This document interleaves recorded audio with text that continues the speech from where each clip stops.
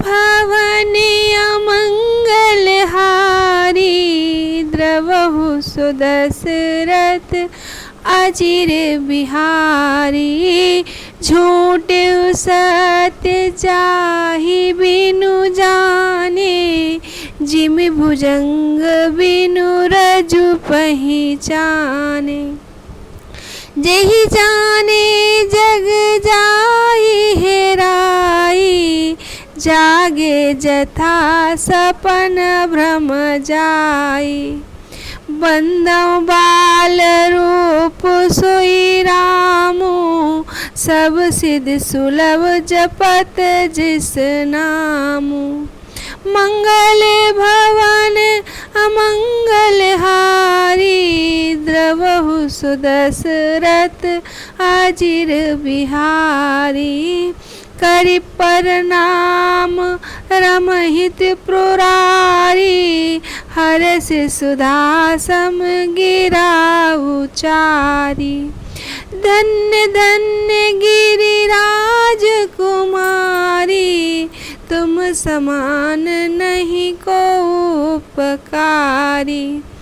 पूज्य रघुपति कथा प्रसंगा सकल लोक जग पावनी गंगा। तुम रघुवीर चरण अनुरागी कीन्हे प्रश्न जगत हित लागी। मंगले भवने अमंगलहारी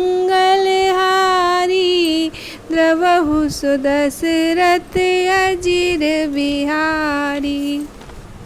पार्वती सपने तब मन माहि शोक मोह संदेह भ्रम मम विचार कछु नाहि। मंगल भवन अमंगलहारी द्रवहु सुदशरथ अजिर बिहारी। तदपि आशंका कीन्हु सोई कहत सुनत सब कर हित होई। जिन हरि कथा सुनी नहीं काना श्रवण रंद अहि भवन समाना। नैन निसंत दरस नहीं देखा लोचन मोर पंक कर लेखा। ते सिर कटुतांबूरी समतूला जे नमत हरि गुरु पद मूला। जिन हरि भगति हृदय नहीं आनी जीवत सब समान ते प्राणी। जो नहीं करई राम गुण गाना जीह सुधा दुर जीह समाना।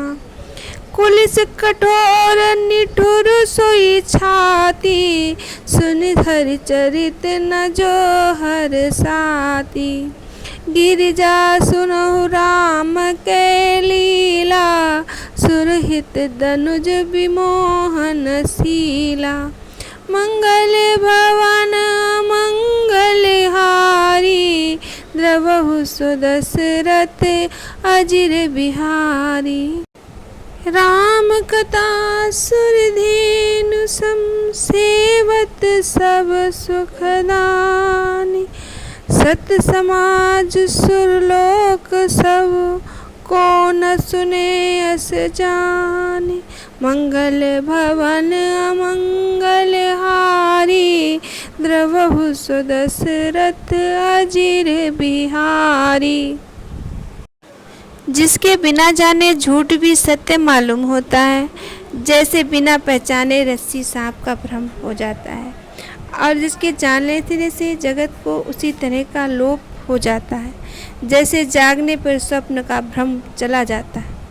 मैं उन्हीं श्री रामचंद्र जी के बाल रूप का वंदना करता हूँ, जिनके नाम जपने से सब प्रकार की सिद्धियाँ सहज ही प्राप्त हो जाती हैं। मंगल के धाम, अमंगल के हरने वाले और दशरथ जी के आंगन में खेलने वाले बाल रूप श्री रामचंद्र जी मुझ पर कृपा करें। त्रिपुरासुर का वध करने वाले शिवजी श्री रामचंद्र जी को प्रणाम करके आनंद में भर के अमृत के समान वाणी बोले, हे गिरिराज कुमारी, तुम धन्य हो, धन्य हो, धन्य हो। तुम्हारे समान कोई उपकारी नहीं है। रघुनाथ जी की कथा का प्रसंग पूछा है। वो कथा समस्त लोगों को, जगत को पवित्र करने वाली गंगा जी के समान है। तुमने जगत के कल्याण के लिए जो प्रश्न पूछे हैं, तुम श्री रघुनाथ जी के चरणों में प्रेम रखने वाले हो। हे पार्वती, मेरे विचार में श्री रामचंद्र जी की ही कृपा से तुम्हारे मन में स्वप्न में शोक, मोह और संदेह और भ्रम कुछ भी नहीं है। फिर भी तुमने इसलिए वही पुरानी शंका की कि इस प्रसंग को कहने सुनने से सबका कल्याण होगा, और जिन्होंने कानों से भगवान की कथा नहीं सुनी और उनके कानों के छिद्र सांप के बिल के समान हैं।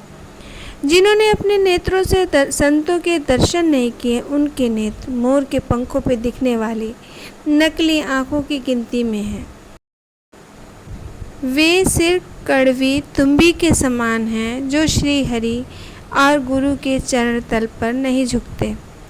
जिन्होंने भगवान की भक्ति को अपने हृदय में स्थान नहीं दिया, वे प्राणी जीते हुए भी मुर्दे के समान हैं।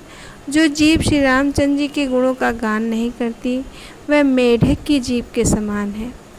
वह हृदय वज्र के समान कड़ा और निठुर है, जो भगवान के चरित्र को सुनकर हर्षित नहीं होता। हे पार्वती, श्री रामचंद्र जी की लीला सुनो। ये देवताओं को कल्याण कराने वाली और दैत्यों के विशेष रूप से मोहित करने वाली है। श्री रामचंद्र जी की कथा कामधेनु के समान सेवा करने से सब सुखों को देने वाली है, और सत्पुरुषों के समाज ही सब देवताओं के लोक हैं। ऐसा जानकर इस कथा को कौन न सुनेगा। जय श्री राम।